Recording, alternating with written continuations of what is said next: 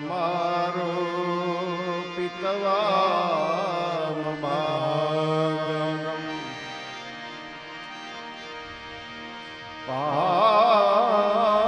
પાળો મહાસાયક ચારુ ચાપમ નમામિ રામં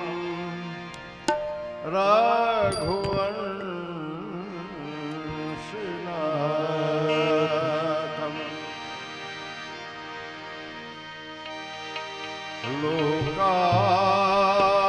લોકાભિરામં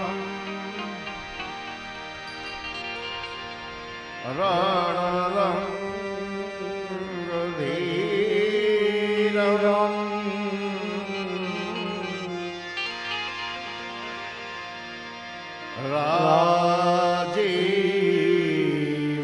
રાજીવનેત્રમ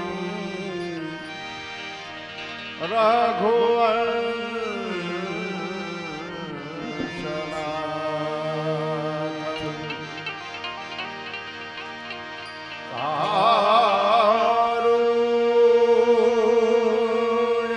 કારુણ્યરૂપમ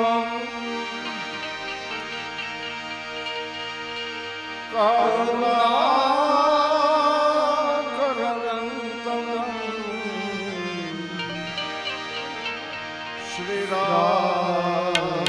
શ્રીરામચંદ્રમ શરણં પ્રપદ્યે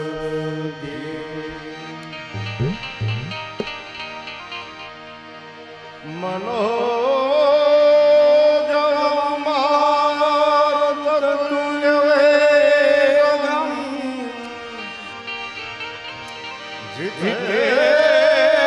જીતેન્દ્રિયં બુદ્ધિમતામરીષં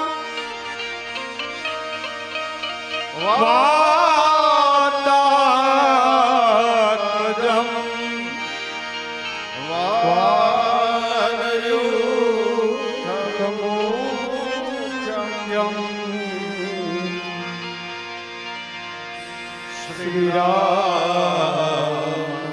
શ્રીરામદૂતં શરણં પ્રપદ્યે બોલીએ રામચંદ્ર ભગવાન કી જય કૃષ્ણ કનૈયાલાલ કી જય ઉમાવતી મહાદેવ કી જય સદગુરુ ભગવાન કી જય ઓમ નમઃ પાર્વતી પતય હર હર મહાદેવ શ્રી રામ જય રામ જય જય રામ શ્રી રામ જય રામ જય જય રામ શ્રી રામ જય રામ જય જય રામ શ્રી રામ જય રામ જય જય રામ શ્રી રામ જય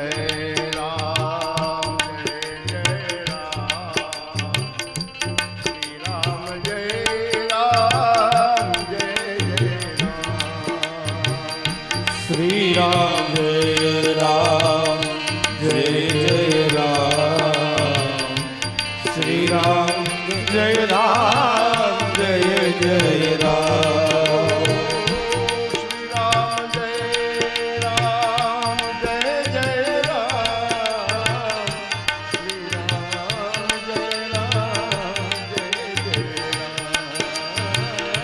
શ્રી રામ જય રામ જય જય રામ શ્રી રામ જય રામ જય જય રામ શ્રી રામ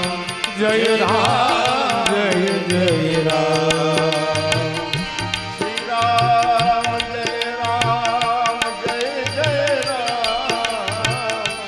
શ્રી રામ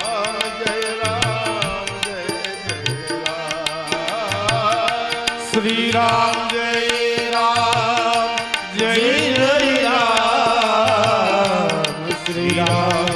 જય રામ જય જય રામ શ્રી રામ જય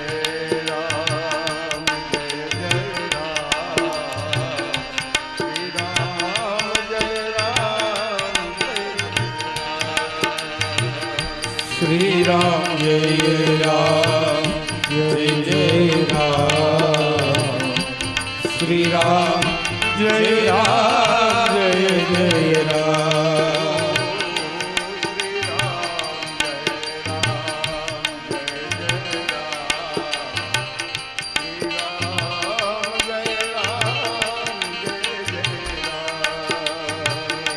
શ્રી રામ જય રામ જય જય રામ શ્રી રામ જય રામ જય જય રામ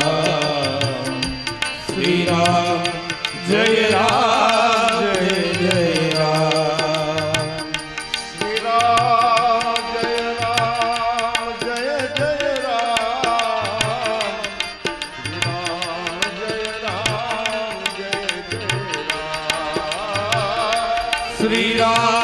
જય રામ જય જય રામ શ્રી રામ જય રામ જય જય રામ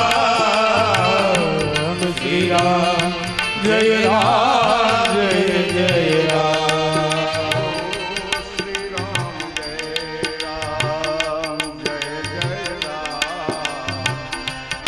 રામ જય રામ જય જય શ્રી રામ જય રામ જય જય રામ શ્રી રામ જય રામ જય જય રામ રામ રાઘવ રામ રાઘવ રામ રાઘવ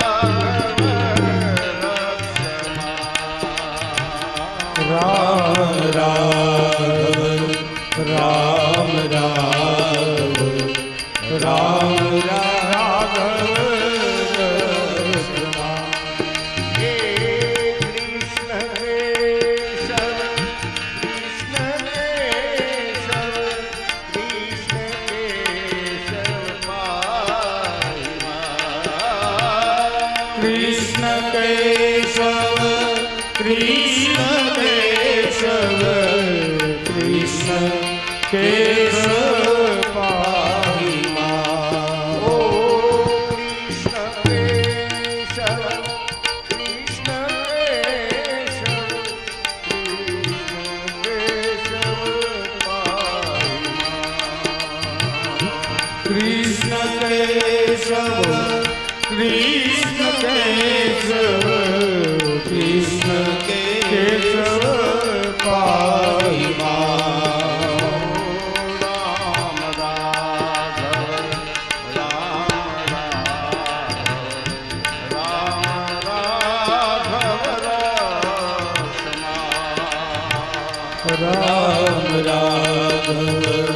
રામ રાઘવ રામ રાઘવ રામ રાઘવ પાહી માં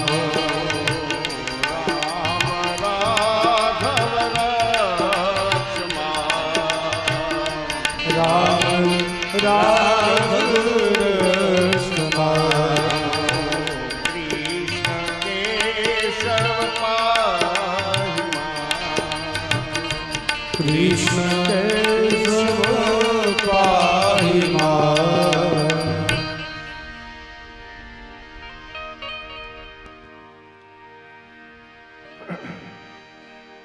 સંત તુલસીદાસજી મહારાજ રામચરિત માનસ કથા ગંગા જેનો વિસ્તાર કરી રહ્યા છે. આવો આપણે ગંગા કિનારા પર બેસી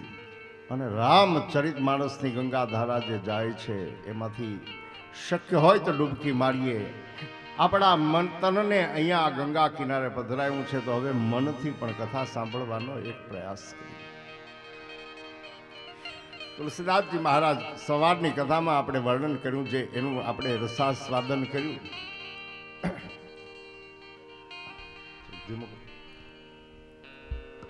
ગુરુદેવની વંદના તુલસીએ કરી.